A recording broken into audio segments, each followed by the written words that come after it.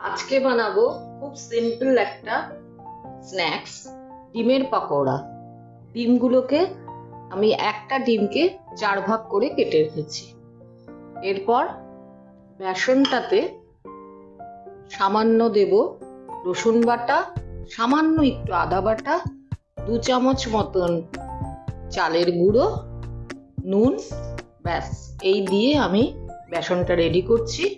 আর এই ডিমের যে পিসগুলো তাতে সামান্য আমি নুন ছড়িয়ে দিচ্ছি।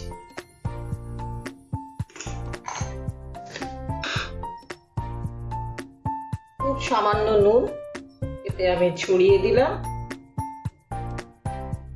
আর বেসনে দিয়ে দিলাম সামান্য নুন।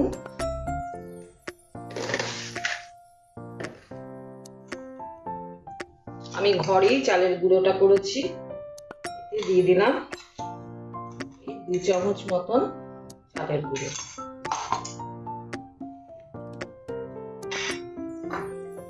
অল্প একটু দিচ্ছি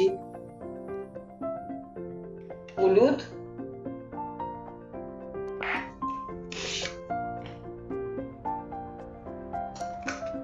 খুব সামান্য দেব একটু রসুন বাটা, খুব সামান্য এইটুকু,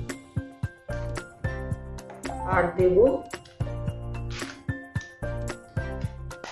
খুব সামান্যই আদা বাটা, 1/2 চামচ মতো। রসুন তার থেকেও কম দিয়েছি। এবার আমি এটাকে ভালো করে মিশ্রণটা আগে একটু মিশিয়ে নিই, তারপর এটাকে গুলছি। অল্প অল্প জল দিয়ে গুলবো যাতে একদম পাতলা না হয়ে যায়। এইভাবে অল্প করে জল দিচ্ছি, এটাকে পুরো গুলে নিচ্ছি।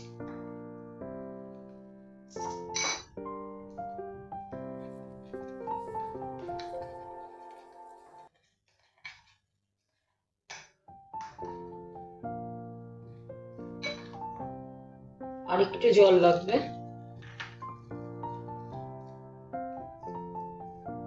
এইভাবে ঘনত্বটা তৈরি হবে।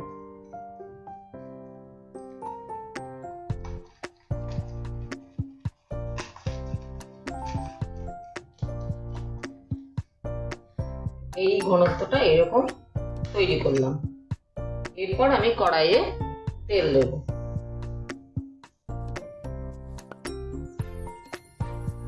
ডিমের পেছনগুলো কিন্তু একটু ছুরি দিয়ে চিড়ে নিতে হবে, কেননা তা না হলে কিন্তু এগুলো দেওয়ার সময় না ফেটে যেতে পারে। এটা পুরোটাই আমি আমার বন্ধু মৃদুলা তার কাছ থেকে আমার শেখা, যে প্রত্যেকটা ডিমের এই পেছন এইভাবে ছুরি দিয়ে একটু চিড়ে নেওয়া দরকার।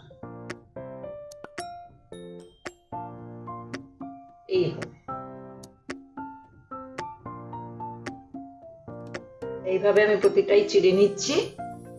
আর কড়াইয়ে দিয়ে দিয়েছি তেল, এটা গরম হচ্ছে। আর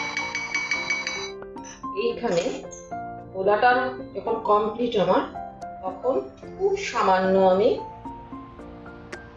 বেকিং পাউডার এইটুকু দিয়ে দিলাম এর সঙ্গে। এবার আমি একে একে ডিমগুলো ছাড়বো।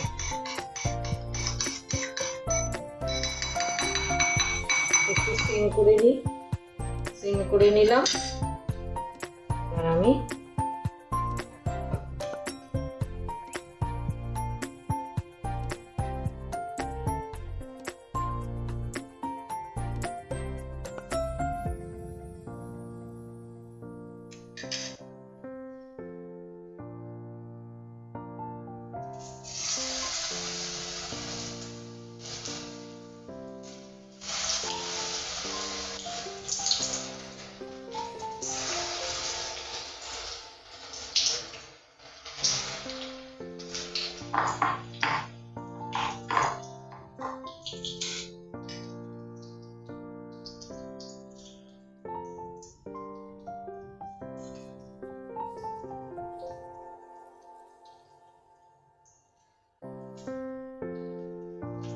এই ডিমের এই পেছনের ছুরি দিয়ে চেরাটা কিন্তু খুব অবশ্যম্ভাবী, কেননা তা না হলে কিন্তু যে কোনো মুহূর্তে ফেটে চারিদিকে ছড়িয়ে গিয়ে একটা বিপদ হতে পারে। ছেড়েছি, এবারে উল্টে দেবো।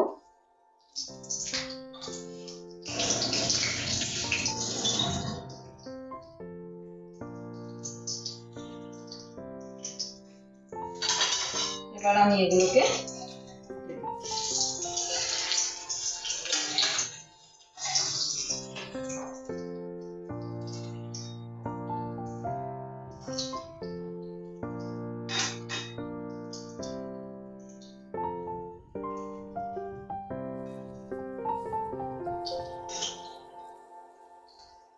এবার কিন্তু আমি একটুখানি গ্যাসটাকে হাই করে দিচ্ছি। সিমে ছেড়েছিলাম, একটু ব্রাউন হতে আমি হাই করে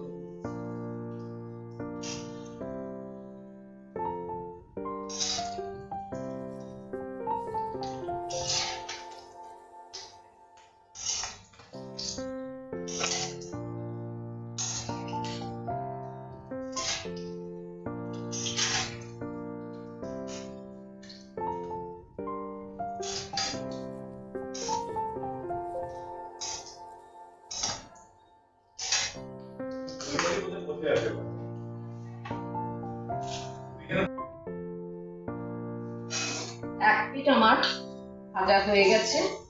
আবার আমি উল্টে দিলাম। উল্টে দেওয়ার পর এগুলো আরেকটু লালচে করে ভেজে তুলবো। আরেকটু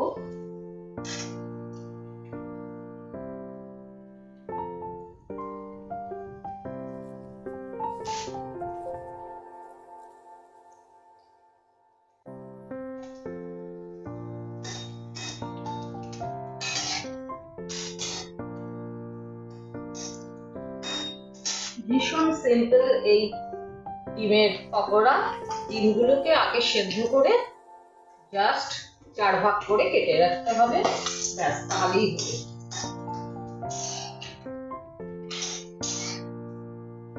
খুব চটপট হয়ে যায় এবং খেতেও খুব টেস্টি হয়।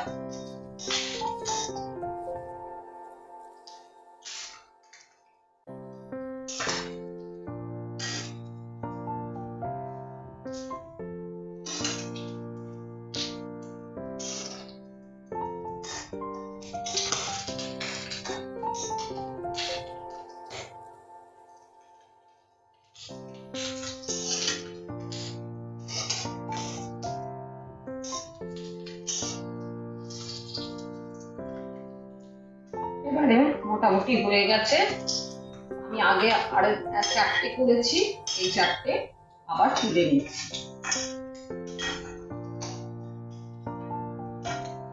এই 4টে আবার তুললাম। এগুলো গরম গরম পরিবেশন করবে। যদি চা বা কফির সাথে দিতে চাও তাও দিতে পারো, ভীষণ তাড়াতাড়ি হয়ে যায়। বাড়িতে যদি কোনো আত্মীয় স্বজন আসে, চট করে এটা বানিয়ে নিতে পারো।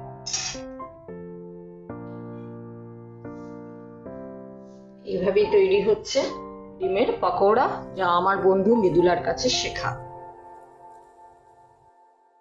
এভাবেই তৈরি করলাম ডিমের পকোড়া। তোমরা সবাই করে দেখো, খুব চটজলদি হয়ে যায় এবং খেতেও খুব টেস্টি হয়।